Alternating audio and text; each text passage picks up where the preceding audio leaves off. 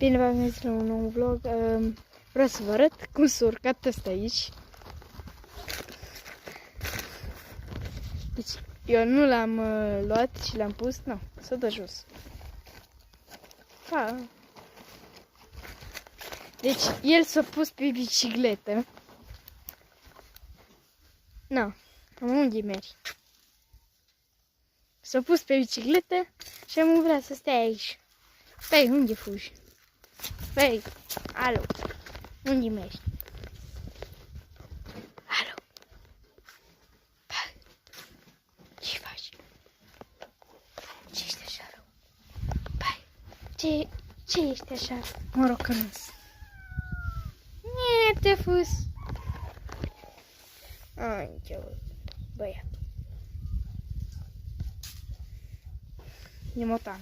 Și asta e maică sa.